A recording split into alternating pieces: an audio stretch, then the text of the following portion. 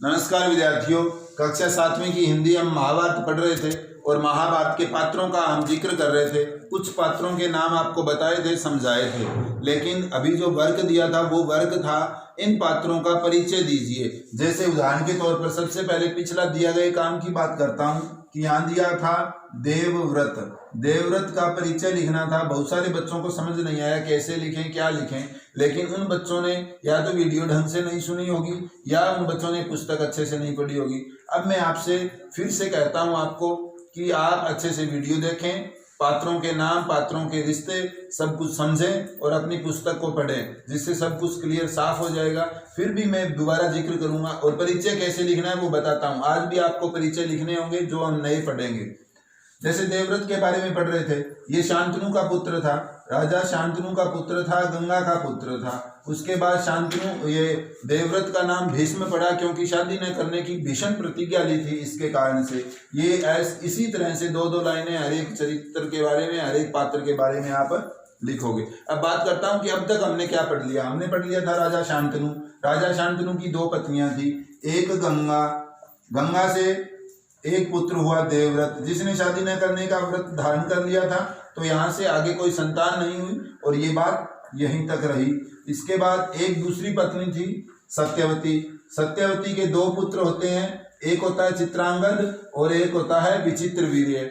चित्रांगद की जल्दी मृत्यु हो जाती है, वीर पराक्रमी था, युद्ध में कोई संतान नहीं थी, उसकी भी बात वहीं रुक जाती है। फिर आती है बात विचित्रवीर्य। विचित्रवीर्य के भी दो पत्नियां थी, एक अंबिका और एक अंबालिका। अब बात करता हूं अंबिका और अंबालिका। अंबिका और अंबालिका से एक एक पुत्र होते हैं और एक पुत्र विचित्रवीर्य के दासी से होता है। दो तीनों के नाम की बात करते हैं। दासी का जो पुत्र था वो था विदुर। वेदव्यास जी ने वरदान दिया था कि इस पुत्र को, जो ये पुत्र होगा, ये बहुत ही विद्वान होगा और वैसा ही हुआ, ये विद्वान था। अंबिका और अंबालिका की बात करते हैं तो एक से धृतराष्ट्र और एक पांडु, ये तीन पुत्र थे विचित्रवीर्य के। यहाँ धृतराष्ट्र और पांडु। सबसे पहले मैं धृतराष्ट्र की बात करता हूँ। धृतराष्ट्र की शादी होती है गांधारी से। गांधार नरेश की राजकुमारी गांधारी से। धृतराष्ट्र आंखों से अंधे थे, ये वेदव्यास जी का वरदान था। ये शरीर में पीत रोग से ग्रस्त थे, ऐसा भी यहाँ वरदान दिया हुआ था। इन तीनों पुत्रों को वेदव्यास जी का वरदान था, जिसकी वजह से ये पीले कलर के, यानी पीला शरीर था इनका, और ये आंखों से अंधे थे और ये बहुत अधिक विद्वान थे। यहाँ गांधारी की बात करते हैं। अपने पति के अंधे होने से आंखों पर पट्टी बांधे रखती थी और इनके बहुत सारे पुत्र थे जो बाद में कौरव कहलाए। पांडु की बात करते हैं। ऊपर वाला साफ कर देता हूँ, अब तक समझ आ गया होगा, नहीं आया आप इसको रिपीट करके देख लीजिए, ठीक है। पांडु की बात करते हैं। पांडु की शादी होती है और पांडु के दो पत्नियां थी। एक कुंती भोज की पुत्री। कुंती भोज की ये दत्तक पुत्री थी, गोद ली हुई पुत्री थी। शूरसेन राजा की पुत्री थी। शूरसेन राजा जो है वो श्री कृष्ण के दादा थे, तो ये रिश्ते में श्री कृष्ण की बुआ हुई। तो यहाँ कुंती और दूसरी थी एक माद्री। कुंती को वरदान मिला हुआ था, तपस्या की इन्हें ये वरदान था। यहाँ पांडु को भी एक श्राप मिल जाता है, वो अभी बताऊंगा। कुंती को ये वरदान था कि जिस देवता की पूजा अर्चना करेगी, जिससे वरदान मांगेगी, उसे पुत्र रत्न की प्राप्ति हो जाएगी, उसी देवता के समान रूप से। इन्होंने सूर्य की मतलब जो वरदान था, उस वरदान का शादी से पहले ही परीक्षण करना चाहा। तो परीक्षण में जो है सूर्य देव को नमस्कार किया, उसकी पूजा अर्चना की और इन्हें जो है वो पुत्र प्राप्त हुआ, जिसका नाम कर्ण रखा गया। कर्ण को सूत पुत्र कहा जाता है, सूर्य पुत्र कहा जाता है।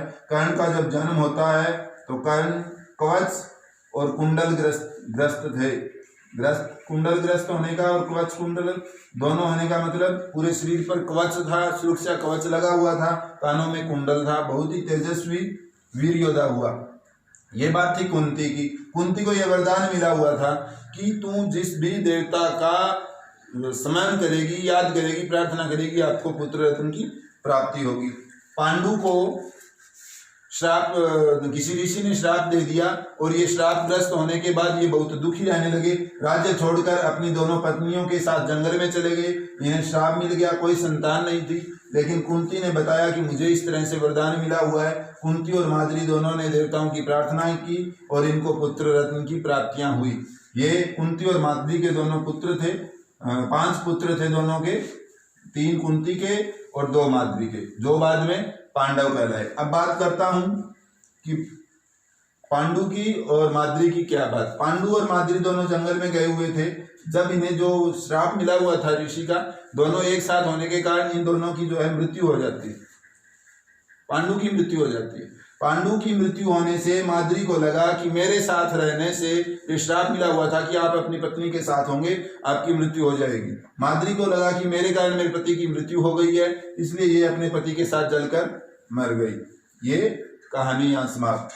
अब सिर्फ बचती है तो कुंती। उधर धृतराष्ट्र और गांधारी, गांधारी के 100 पुत्र और कुंती के 5 पांडव यानी 5 पुत्र थे और 1 सूत पुत्र। कर्ण। कुंती को लोगों की शर्म लोक लज्जा हुई, जिससे उन्होंने कर्ण को जो है एक पेटी में बंद करके नदी में बहा दिया और वो पेटी अधिरथ नाम के किसी व्यक्ति ने उस पेटी को खोला और ये जो पालन पोषण करने लगी। अभी कर्ण का पालन पोषण हो रहा है अधिरथ के यहाँ, पांडवों का पालन पोषण हो रहा है जंगल में, और कौरवों का पालन पोषण हो रहा है हस्तिनापुर में। ये सबका अलग अलग इस तरह से पालन पोषण होता है। यहाँ कर्ण की बात आ गई, पांडवों की, कौरवों की, इन सब बातों में से आपको अभी मैं 5 नाम दूंगा पात्रों के और उनका आप परिचय लिखेंगे।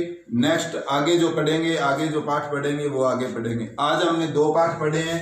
दोनों पाठों का नाम होगा, एक का नाम कुंती और एक का नाम विदुर।